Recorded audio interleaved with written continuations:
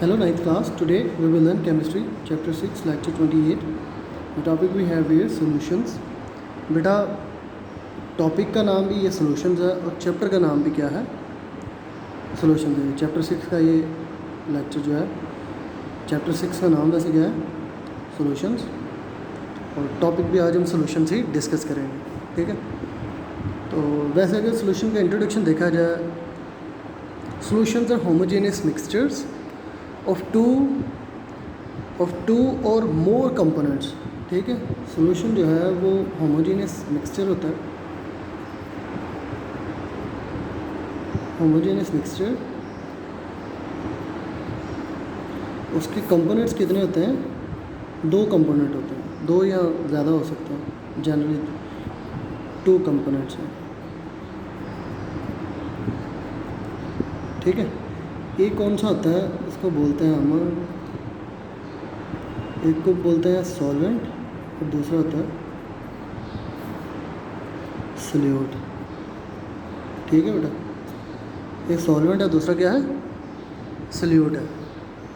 अब अगर सॉल्यूशन की बात करें तो generally solutions are found in 3 physical states depending upon the physical states of the solvent. अब सॉल्वेंट की फिजिकल स्टेट पे ये डिपेंड करता है कि जो सॉल्यूशंस है किस फॉर्म में है, उसकी फ़िज़िकल स्टेट क्या है। क्लियर? तो अगर हम बात करें ना, अलोए, अलोए क्या है? सॉलिड सॉल्यूशन है। ठीक है, सॉलिड सॉल्यूशन है। ठीक है, अब दूसरी तरफ है ये अलोए की हमने बात की, अलोए क्या है? सॉलिड सॉल्यूशन है। और जो सी वाटर है, the sea water is the liquid solution। sea water liquid solution। ठीक है, उसके बाद है the third one point we have here air, और we have air is the gaseous solution। gaseous solution। Clear?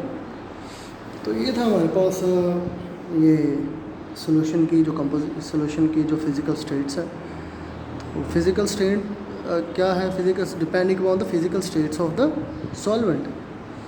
Solution की अगर physical state देखनी है तो वो डिपेंड किसके ऊपर करती है? Physical state of solvent. Clear? There are 9 types of solution ranging from gas.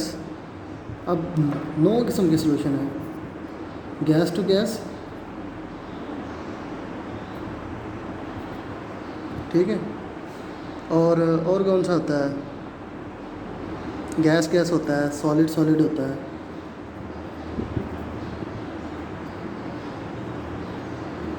Solid solid होता है, फिर लिक्विड, इसी तरह लिक्विड लिक्विड भी होता है। क्लियर? ये कुछ थे जो हमारे पास सॉल्यूशंस के एग्जाम्पल हैं। अब ना सॉल्यूशन को डिस्कस करते हैं, जो हमारा जो मेन टॉपिक है, सॉल्यूशन के कंपोनेंट्स को डिस्कस करते हैं। ये सारा इंट्रोडक्शन था। Clear? Solution is a homogeneous mixture of 2 और मोर सब्सटेंसेस। होमोजेनियस का मतलब क्या होता है? उर्दू में इसको बोलते हैं यकजां। ठीक है, यानी ऐसा सॉल्यूशन जो जिसके अंदर यूनिफॉर्मिटी हो। ठीक है, उसकी कंपोजिशन जो हो वो यूनिफॉर्म हो। क्लियर? ये होता है सॉल्यूशन, है true solution. Clear? The boundaries of the components can't be distinguished. इनकी जो बाउंड्रीज हैं उनमें फ़र्क ना किया जाए, उसके अंदर जितने भी कंपोनेंट्स हैं। क्लियर? आगे बेटा फर्दर आगे बात करते हैं। अब बेटा अगर फर्दर बात की जाए ना इसकी, ये सॉल्यूशन की, तो सॉल्यूशन जो है, solution exist as one phase. For example, ये वन फेज़ के तौर पे एग्जिस्ट करता है। For example the air. Air की बात करें, एयर क्या है? Air we breathe is a solution of several gases. ये क्या है? सॉल्यूशन ऑफ several गैसेस, कई गैसेस का ये सोल्यूशन है। क्लियर, कई गैसेस का ये मिक्सचर है। ब्रास, अगर ब्रास की बात करें तो ये तो गैसेस की बात की, तो ब्रास की बात करें ना बेटा, ब्रास वैसे असल में एक अलॉय है। Brass is a solid solution of solid solution of zinc and copper। Zinc और कॉपर का ये सॉलिड सोल्यूशन है। Clear. Sugar dissolve in water is an example of liquid solution. ये शुगर डिजॉल्व होती है ना वाटर में, तो ये किसकी एग्जांपल है? लिक्विड सोल्यूशन की। शुगर प्लस वाटर, अब ये जो सोल्यूशन बनता है ये किसकी मिसाल है? लिक्विड सोल्यूशन की। किसकी मिसाल है बेटा? लिक्विड सोल्यूशन की मिसाल। क्लियर बेटा। आप फर्दर आगे देखते हैं। अब बेटा इसकी रेकग्निशन करने का तरीका ये है, अगर आप पहचान करना चाहते हैं which one is true, which one is solution और which one is a pure compound। Clear? The simplest way to recognize the solution, or the simplest way to distinguish between solution and compound, the simplest way is evaporation। तो अगर आप evaporate करते हो तो जो pure liquid है वो क्या हो जाएगा? वो completely evaporate हो जाएगा and और उसके बाद उसकी जो रेसिड्यू होगी वो कुछ भी नहीं होगी। अगर तो वो प्योर है तो रेसिड्यू कुछ भी नहीं होगी और बाकी कुछ भी नहीं बचेगा। None will be remaining. Clear? This is the sign और this is the identification of pure liquid और pure compound. Clear? Well, if you want to जज द मिक्सचर, क्लियर, और solution, the residual will be there. Clear? Evaporation होगी और evaporation के बाद कुछ जो बच जाएगी, क्योंकि लिक्विड जो होगा उसमें से एवेपोरेट हो जाए और जो बाकी चीज़ बचेगी वो इस बात की निशानदेही है कि ये जो आपने सोल्यूशन बनाया है, जो आपके पास जो मटेरियल पड़ा हुआ है वो सोल्यूशन है। क्लियर? फॉर एग्ज़ाम्पल, आपने पानी के अंदर चीनी मिक्स की हुई है और आपको नहीं पता कि ये सोल्यूशन है या एक कंपाउंड है। क्लियर?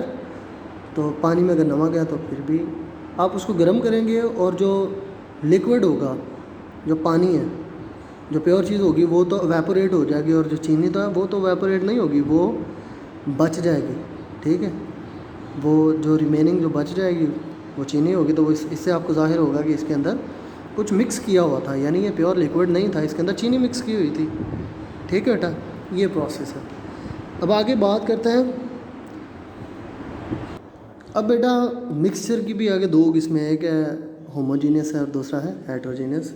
ठीक है? होमोजीनियस जो होता है वो क्या होता है?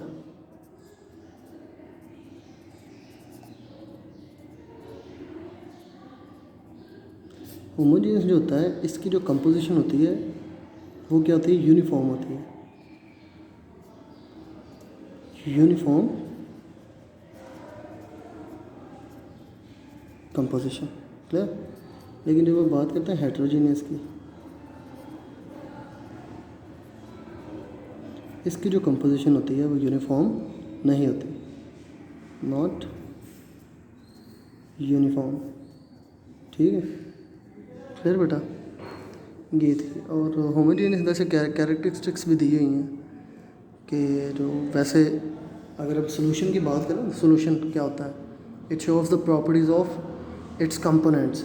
सोल्यूशन जो है वो शो करता है अपने कंपोनेंट्स की प्रॉपर्टीज़ शो करता है। And it has a variable composition, और इसकी जो कंपोजिशन है वो चेंज होती रहती है। क्लियर बेटा? होपफुली आपको समझ आई होगी। Thank you so much.